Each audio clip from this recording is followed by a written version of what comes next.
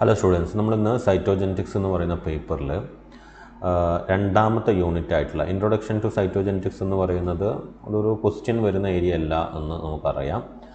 എന്താണ് സൈറ്റോജെനറ്റിക്സ് എന്ന് നിങ്ങളറിയുക എന്നുള്ളത് മാത്രമേ അതിൽ ഉദ്ദേശമുള്ളൂ. രണ്ടാമത്തെ യൂണിറ്റ് ആയിട്ടുള്ള മെംബ്രെയിൻ സ്ട്രക്ചർ ആൻഡ് ഫങ്ഷൻ എന്ന് പറയുന്ന ആ ഒരു പാർട്ടിൽ നിന്നുള്ള അതിൻ്റെ ഒന്നാമത്തെ കമ്പോണൻ്റ് ആയിട്ടുള്ള molecular organisation of cell membrane, അതാണ് നമ്മളിന്ന് ഡിസ്കസ് ചെയ്യാൻ പോകുന്നത്. ഇതിൽ രണ്ട് പാർട്ടാണുള്ളത് ഈ ഒരു പെർട്ടിക്കുലർ ആസ്പെക്റ്റിൽ, അതായത് മോളിക്കുലാർ ഓർഗനൈസേഷൻ ഓഫ് മെംബ്രെയിൻ എന്ന് പറയുന്നതിൽ രണ്ട് പാർട്ടാണുള്ളത്. ഒന്ന് what are the components of the membrane എന്നുള്ളതാണ്. അതാണ് lipid bilayer and membrane protein എന്ന് പറയുന്ന സെഷൻ. രണ്ടാമത്തെ പാർട്ട് എന്ന് പറയുന്നത് molecular models of cell membrane ആണ്. നമുക്കറിയാം സെൽ മെംബ്രെയിൻ്റെ ഡിസ്കവറി ആയിട്ട് ബന്ധപ്പെട്ടിട്ട് അല്ലേ ഒരുപാട് മോഡൽസ് ഉണ്ടായിട്ടുണ്ട്. എന്ന് വെച്ച് കഴിഞ്ഞാൽ മെംബ്രെയിൻ ഇന്നതുപോലെയാണ് എന്ന് പറയപ്പെട്ടിട്ടുണ്ട്. അപ്പം അങ്ങനെ പറയപ്പെട്ടിട്ടുള്ള ഡിഫറെൻറ്റ് മോഡൽസ്, മെയിനായിട്ട് 3 മോഡൽസാണ് നമുക്ക് നോക്കാനുള്ളത്. ആ 3 മോഡൽസാണ് മെയിനായിട്ട് ഡിസ്കസ് ചെയ്യപ്പെട്ട മോഡൽസ് എന്ന് പറയുന്നത്. അപ്പോൾ ആ 3 മോഡൽസും അങ്ങനെ 2 ആസ്പെക്റ്റാണ് ഈ ഒരു പെർട്ടിക്കുലർ കമ്പോണൻ്റിലുള്ളത്, molecular organisation of cell membrane എന്ന് പറയുന്ന പെർട്ടിക്കുലർ കമ്പോണൻ്റിലുള്ളത്. Okay, so let's move on to the topic. Okay, നമുക്കിവിടെ കാണാൻ വേണ്ടിയിട്ട് പറ്റും ഇതിനെക്കുറിച്ച് ആധികാരികമായിട്ട് പഠനം നടത്തിയതിൻ്റെ തുടക്കം എന്ന് പറയുന്നത് ഈ ഒരു പെർട്ടിക്കുലർ സയൻറ്റിസ്റ്റിൽ നിന്നാണ്, അല്ലേ. ഏർണസ്റ്റ് ഓവർട്ടൺ എന്ന് പറയുന്ന ഒരു സയൻറ്റിസ്റ്റിൽ നിന്നാണ് ഇത് തുടക്കം. പുള്ളി എന്താ ചെയ്തതെന്ന് വെച്ച് കഴിഞ്ഞാൽ പ്ലാന്റിൻ്റെ റൂട്ട് എടുത്തിട്ട് ഡിഫറെൻറ്റ് സൊല്യൂട്ട്സിലേക്ക്, ഒരു ഗ്രേഡ്സ് ഓഫ് സൊല്യൂട്ട്സിലേക്ക് പ്ലേസ് ചെയ്ത് വെച്ചു. ഓക്കെ, അപ്പം പുള്ളിക്ക് മനസ്സിലായ ഒരു കാര്യം എന്ന് വെച്ച് കഴിഞ്ഞാൽ ഈ റൂട്ടിൻ്റെ പ്ലാസ്മ മെംബ്രെയിൻ ഉണ്ടല്ലോ, സെൽ മെംബ്രെയിൻ്റെ നേച്ചർ എന്ന് പറയുന്നത് ഏകദേശം ഒരു ലിപ്പിഡ് നേച്ചറാണ്. കാരണം സൊല്യൂട്ട് ലിപ്പിഡ് സൊല്യൂബിൾ ആവുമ്പോൾ എന്ത് ചെയ്യുന്നുണ്ട്, ഈ സൊല്യൂട്ട്സ് കൂളായിട്ട് മെംബ്രെയിൻ്റെ ഉള്ളിൽ കൂടെ സെല്ലിൻ്റെ അകത്തേക്ക് പ്രവേശിക്കുന്നുണ്ട്. എന്ന് വെച്ച് കഴിഞ്ഞാൽ ലിപ്പിഡ് സൊല്യൂബിൾ ആണെങ്കിൽ സൊല്യൂട്ടിന് പ്രവേശിക്കാം. എന്ന് വെച്ച് കഴിഞ്ഞാൽ എന്തായിരിക്കും അതിൻ്റെ അർത്ഥം, ലിപ്പിഡ് സൊല്യൂബിളായ സൊല്യൂട്ട്സ് പ്രവേശിക്കുന്നുണ്ടെങ്കിൽ ഓട്ടോമാറ്റിക്കലി മെംബ്രെയിൻ എന്താണ്, ലിപ്പിഡ് സൊല്യൂബിളാണ്. ഓക്കെ, അപ്പോൾ അങ്ങനെ ഒരു ലിപ്പിഡ് നേച്ചറാണ് അതിനുള്ളത് എന്ന് പുള്ളി മനസ്സിലായി. അപ്പം more of A fatty acyl nature എന്നാണ് പുള്ളി കണ്ടുപിടിച്ച് വച്ചേക്കുന്നത്. ഇനി അത് കഴിഞ്ഞിട്ട് ലിപ്പിഡ് സൊല്യൂബിലിറ്റിയിൽ മാത്രം അവസാനിക്കുന്നില്ല. കാരണം ഇതിൻ്റെ സർഫസ് ടെൻഷൻ നോക്കുകയാണെങ്കിൽ ലിപ്പിഡിൻ്റെ ഒരു പ്യുവർ ലിപ്പിഡിൻ്റെ സർഫസ് ടെൻഷനേക്കാൾ കുറഞ്ഞ ഒരു സർഫസ് ടെൻഷനാണ് ഈ മെംബ്രെയിൻ്റെ ലിപ്പിഡ് സർഫസ് ടെൻഷൻ എന്ന് പറയുന്നത് മനസ്സിലാക്കി വെച്ചു സയൻറ്റിസ്റ്റുകൾ. അപ്പം അതിൻ്റെ മെയിൻ റീസൺ എന്ന് പറയുന്നത് it is due to the presence of molecules other than lipids എന്നുള്ളതാണ്. മെയിൻലി പ്രോട്ടീൻസിൻ്റെ ഇൻവോൾവ്മെൻ്റ് ആണ് ഇങ്ങനൊരു സർഫേസ് ടെൻഷനിൽ ഒരു ഡ്രോ ഉണ്ടാവാനുള്ള കാരണം എന്നും സയൻറ്റിസ്റ്റുകൾ കണ്ടുപിടിച്ചു. അപ്പം ആ ഒരു chemical nature of the plasma മെംബ്രെയിൻ്റെ ഡിസ്കവറിയിലേക്കുള്ള യാത്രയാണ് നമ്മൾ സംസാരിച്ചു കൊണ്ടിരിക്കുന്നത്. അപ്പോൾ ആദ്യം ലിപ്പിഡ് സൊല്യൂബിൾ ആയിട്ടുള്ള സൊല്യൂട്ട്സിന് ഈസി ആയിട്ട് ക്രോസ് ചെയ്യാൻ പറ്റുന്നുണ്ട് മെംബ്രെയിൻ എന്ന് മനസ്സിലാക്കി. രണ്ടാമത്തത്, എന്നിരുന്നാലും ലിപ്പിഡിൻ്റെ ഒരു സർഫേസ് ടെൻഷൻ അല്ല സെൽ മെംബ്രെയിനുള്ളത്, അതിനേക്കാൾ കുറവാണ്, അത് ഒരു പ്രോട്ടീൻ്റെ പ്രസൻസിനെ സൂചിപ്പിക്കുന്നതാണ് എന്നുള്ളതും മനസ്സിലാക്കി എന്നുള്ളതാണ്. നമുക്കറിയാം ഇനി അടുത്ത സ്റ്റേജ് എന്താണ്, ഇനി ലിപ്പിഡ് ബൈലെയർ ആണ് എന്ന് ഒരു സജഷൻ വന്നതാണ്. ലിപ്പിഡ് സ്ട്രക്ചർ ഫൈൻഡ് ഔട്ട് ചെയ്യുന്നതിൻ്റെ അടുത്ത സ്റ്റേജ് എന്ന് പറയുന്നത്, അല്ലേ. അപ്പോൾ അതിൽ ഇൻവോൾവ് ആയിരിക്കുന്ന മെയിൻ സയൻറ്റിസ്റ്റുകൾ എന്ന് പറയുന്നത് ഗോട്ടർ ആൻഡ് ഗ്രൻഡേൽ ആണ്. ഗോട്ടർ ആൻഡ് ഗ്രൻഡേൽ അവർ RBC വെച്ചിട്ട് ഒരു പരീക്ഷണം നടത്തി. എന്തുകൊണ്ടാണ് അവർ RBC ഉപയോഗിക്കാൻ കാരണം എന്ന് വെച്ച് കഴിഞ്ഞാൽ നിങ്ങൾക്കറിയാം RBC എന്ന് പറയുന്നത്, അല്ലേ, ഒരു ഹ്യൂമൻ RBC അല്ലെങ്കിൽ മമേലിയൻ RBC എന്ന് പറയുന്നത് എന്താണ്, അതിൽ ന്യൂക്ലിയസ് ഇല്ല, അല്ലേ. ന്യൂക്ലിയസ് ഇല്ല. സെൽ ഓർഗനൽസ് ഉണ്ടോ, സെൽ ഓർഗനൽസും ഇല്ല. ഓക്കെ, കാരണം RBC എന്ന് പറയുമ്പോൾ നിങ്ങൾക്കറിയാം RBCയിലെ ഒരു main source of energy production എന്ന് പറയുന്ന ഗ്ലൈക്കോലൈസിസ് മാത്രമായതിൻ്റെ റീസൺ എന്താണ്, because it lakhs cell organelles എന്നുള്ളതാണ്. മൈറ്റോകോൺഡ്രിയ ഇല്ലാത്തത് കൊണ്ട് തന്നെ അവിടെ എയറോബിക് റെസ്പിറേഷൻ എന്ന് പറയുന്ന ഒരു പ്രോസസ്സ് ഇല്ല. നേരെ ഗ്ലൈക്കോലൈസിസ് മാത്രമാണ് അവിടെ നടക്കുന്ന ഒരു എനർജി സോഴ്സ് എന്ന് പറയുന്നത്. എന്തുകൊണ്ടായിരിക്കും അങ്ങനെ ഉണ്ടാക്കിയിട്ടുണ്ടാ എന്നുള്ളത് ഒന്ന് നിങ്ങൾ ചിന്തിച്ച് നോക്കണം കേട്ടോ. കാരണം എന്താണ്, RBCയുടെ പണി ഓക്സിജൻ ക്യാരി ചെയ്യുക എന്നുള്ളതാണ്, അല്ലേ. അപ്പം ഓക്സിജൻ ഒരു ക്യാരി ചെയ്യുന്ന ഒരാൾ, ഒരു പാർസൽ കൊണ്ടുവരുന്ന ഒരാൾ, ആ പാർസൽ എടുക്കുന്ന ആളാണെങ്കിൽ പിന്നെ ആ പാർസൽ അതിൻ്റെ ആരെയാണോ ഉദ്ദേശിച്ചത് ആ ഉദ്ദേശിച്ച ആളിലേക്ക് എത്തില്ലല്ലോ. അതേപോലെ ഓക്സിജൻ ക്യാരി ചെയ്യുക എന്നുള്ളതാണ് ആർ ബി സിൻ്റെ പണി. ഇപ്പം ആർ ബി സിൻ്റെ ഉള്ളിൽ മൈറ്റോകോൺട്രിയ ഉണ്ടെങ്കിൽ ഡെഫിനറ്റ്ലി എന്താ സംഭവിക്കുക, ക്യാരി ചെയ്യുന്ന ഓക്സിജനിൽ കുറച്ചൊക്കെ എന്ത് ചെയ്യും, they will be utilising aerobic respiration വേണ്ടിയിട്ട് മൈറ്റോകോൺട്രിയ ഉപയോഗിക്കാൻ വേണ്ടിയിട്ട് തുടങ്ങും. അപ്പോൾ ക്യാരി ചെയ്യുന്ന ഓക്സിജൻ കുറഞ്ഞു പോകും അല്ലേ. ഡെസ്റ്റിനേഷനിലേക്ക് എത്തുമ്പോഴേക്ക് ഉദ്ദേശിച്ച അത്രയും ഓക്സിജൻ ക്യാരി ചെയ്ത് കൊണ്ടുപോകാൻ വേണ്ടിയിട്ട് പറ്റില്ല, ബിക്കോസ് ഇറ്റ് ഈസ് കൺസ്യൂംഡ്. ആ ട്രാവലിൻ്റെ സമയത്ത് എന്ത് ചെയ്യുന്നു, കൺസ്യൂം ചെയ്യപ്പെടും. അപ്പോൾ അത് ഒഴിവാക്കാനായിരിക്കാം പ്രകൃതി എന്ത് ചെയ്തേക്കുന്നത്, മൈറ്റോകോൺട്രിയ അല്ലെങ്കിൽ സെൽ ഓർഗനൽസ് ആബ്സെൻ്റ് ആക്കിയിട്ട് ആർ ബി സിനെ സൃഷ്ടിച്ചേക്കുന്നത്. ഓക്കെ, ആ ഒരു ആസ്പെക്റ്റ് ഒന്ന് നിങ്ങൾ മനസ്സിലാക്കി വെക്കുന്നത് നല്ലതാണ്.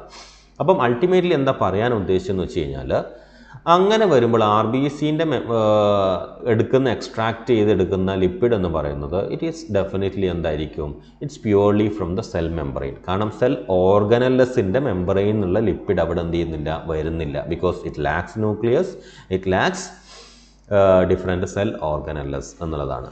ഓക്കെ, ഇപ്പം ഈ രണ്ട് ആസ്പെക്റ്റ് ഉള്ളത് കൊണ്ട് തന്നെ നമുക്ക് എക്സ്ട്രാക്ട് ചെയ്തെടുക്കാൻ പറ്റുന്ന ലിപ്പിഡ്, മെമ്പറൈൻ ലിപ്പിഡ് എന്ന് പറയുന്നത് എന്തായിരിക്കും, definitely it should come from the cell membrane, plasma membrane എന്നുള്ളതായിരിക്കും.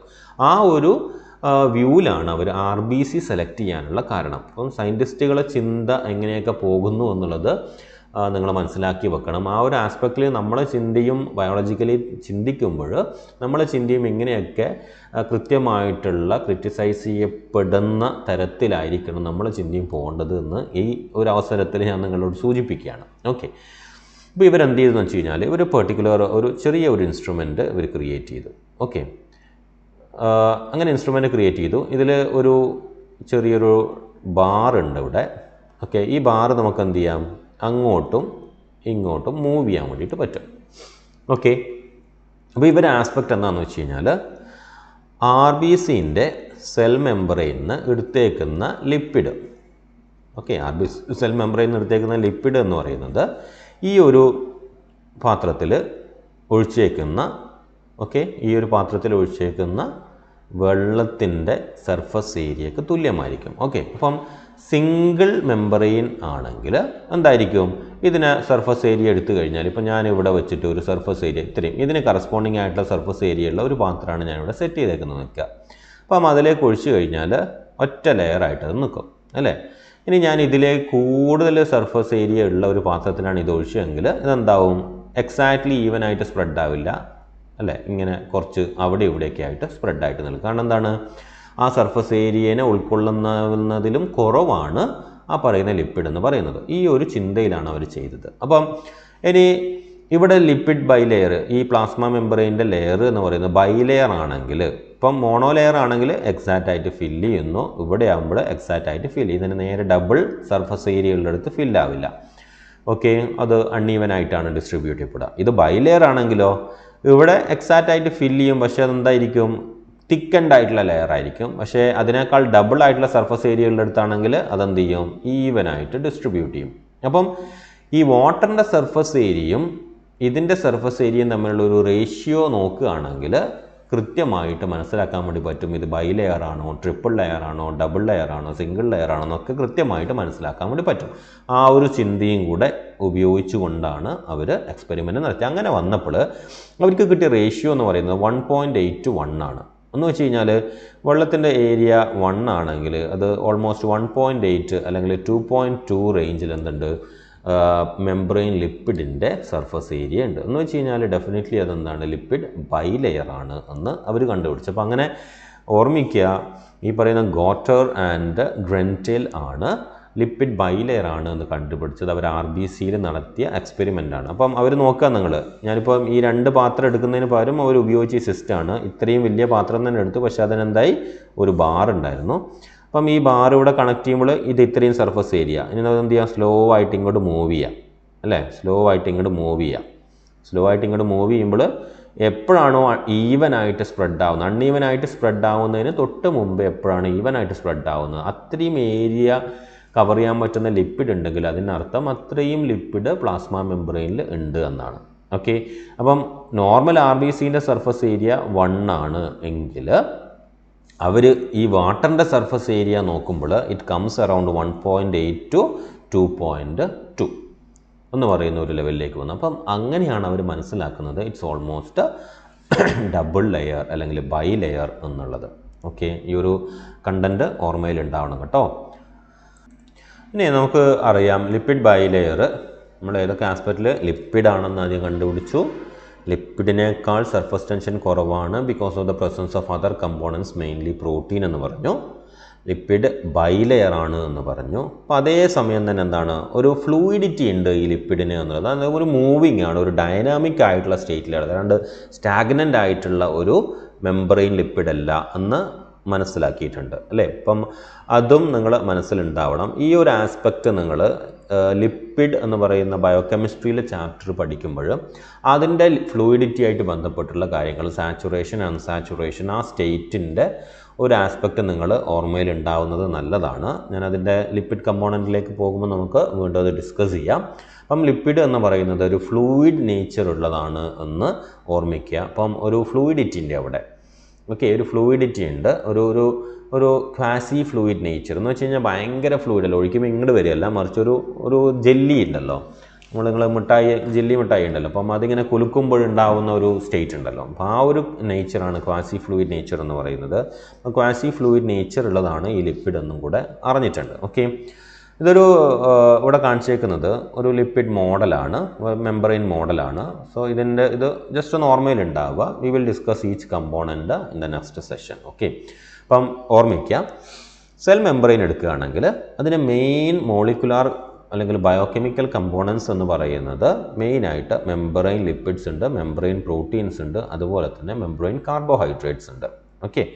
അപ്പം മെംബ്രെയിൻ ലിപ്പിഡാണ് അതിൽ ഏറ്റവും മെയിൻ കമ്പോണൻ്റ് എന്ന് പറയുന്നത്. Second comes the protein and third comes the carbohydrates. അപ്പം അതിൽ ഓരോ കമ്പോണൻറ്റിനെ കുറിച്ചാണ് നമ്മളിനി പറയാൻ പോകുന്നത്.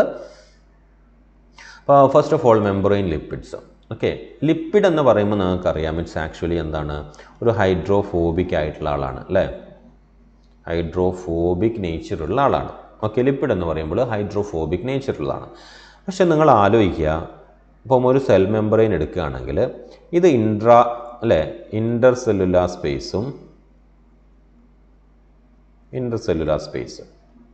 ഇവിടെ എന്താ ഉള്ളത്, വാട്ടറാണ് അല്ലേ, വാട്ടർ ഇല്ലേ, ഇൻ്റർ സെല്ലുലാർ സ്പേസിലും വന്നിട്ട് വാട്ടർ ഉണ്ട്, ഇൻ്റർ സെല്ലുലാർ ഫ്ലൂയിഡ് ഇല്ലേ, ലിംഫ് ഇൻ്റർ സെല്ലുലാർ ഫ്ലൂയിഡിൻ്റെ പാർട്ടാണ് ലിംഫ് എന്ന് പറയുന്നത്. നിങ്ങൾക്കറിയാം ലിംഫ് വെസൽസ് എന്ന് പറയുന്നത് ഒരു ഭാഗം ഓപ്പണായി കിടക്കുന്ന വെസൽസാണ് അല്ലേ. അപ്പം ഈ ഇൻ്റർ സെല്ലുലാർ സ്പേസിലേക്ക് അതിൻ്റെ മൈന്യൂട്ട് ആയിട്ടുള്ള വെസൽസ് ഇൻസേർട്ട് ചെയ്യപ്പെടുന്നുണ്ട്, അതിന് വിശാലമായ പോഴ്സ് ഉണ്ട്. അപ്പം അതിലൂടെ എക്സ്ട്രാക്ട് ചെയ്യപ്പെടുകയാണ് ലിംഫ് വെസൽസിലേക്ക് ലിംഫ്. അപ്പം ലിംഫ് എന്ന് പറയുന്നതും ഇൻട്രാ സെല്ലുലാർ ഫ്ലൂയിഡിൻ്റെ പാർട്ടാണെന്ന് മനസ്സിലാക്കുക. അപ്പം എനിവേ അത് വാട്ടർ ഉണ്ട്. അകത്ത് സൈറ്റോപ്ലാസം ഉണ്ട് അല്ലേ, സൈറ്റോപ്ലാസത്തിലുണ്ട് വാട്ടർ ഉണ്ട്. നിങ്ങൾ ആലോചിക്കുക, ഹൈഡ്രോഫോബിക് ആയിട്ടുള്ള ഒരാൾക്ക് ഈ പറയുന്ന അകത്തും പുറത്തും ഒക്കെ വെള്ളം, ഈ വെള്ളത്തിൽ നിൽക്കാൻ വേണ്ടിയിട്ട് ഒട്ടും താല്പര്യം ഉണ്ടാവില്ല അല്ലേ. അപ്പം അങ്ങനെ വരുമ്പോൾ സ്വാഭാവികമായിട്ടും അതിനെന്ത് വേണം, ഈ ഒരു പെർട്ടിക്കുലർ മോളിക്യൂളിന് ഹൈഡ്രോഫിലിക് റീജിയൻസ് വേണം. ഹൈഡ്രോഫിലിക് റീജിയൻസ്, ഹൈഡ്രോഫോബിക് റീജിയൻസും വേണം. ഹൈഡ്രോഫിലിക് റീജിയൻസും വേണം, ഹൈഡ്രോഫോബിക് റീജിയൻസും വേണം. അപ്പം എന്തുകൊണ്ട് ലിപ്പിഡ് ബൈലെയറായി എന്നാണ് ഞാൻ പറയുന്നത്. അപ്പം ഹൈഡ്രോഫിലിക് റീജിയൻസും ഹൈഡ്രോഫോബിക് റീജിയൻസും വേണം. അപ്പോൾ സ്വാഭാവികമായിട്ടും അതിന് ഏറ്റവും പറ്റിയ ആൾ എന്ന് പറയുന്ന ആരാണ്, ട്രൈഗ്ലിസറൈഡ് ആണ്. ട്രൈഗ്ലിസറൈഡിൽ നിന്ന് ഉരുത്തിരിയുന്ന ഫോസ്ഫോലിപ്പിഡ്, നിങ്ങൾക്കറിയാം അതിനെക്കുറിച്ച്, ഫോസ്ഫോലിപ്പിഡ് അല്ലേ. ഫോസ്ഫോലിപ്പിഡിൻ്റെ മെയിൻ കമ്പോണൻസ് ഏതൊക്കെയാണെന്ന് ഓർമ്മയുണ്ടോ? നിങ്ങൾ ഡിഗ്രിക്ക് പഠിച്ചിട്ടുണ്ടാവും അല്ലേ. ഏതൊക്കെയാണ് നമ്മൾ നോക്കാം, ഇവിടെ സ്ട്രക്ചർ ഇവിടെ ഉള്ളതുകൊണ്ട് ഞാനത് എടുക്കുകയാണ്.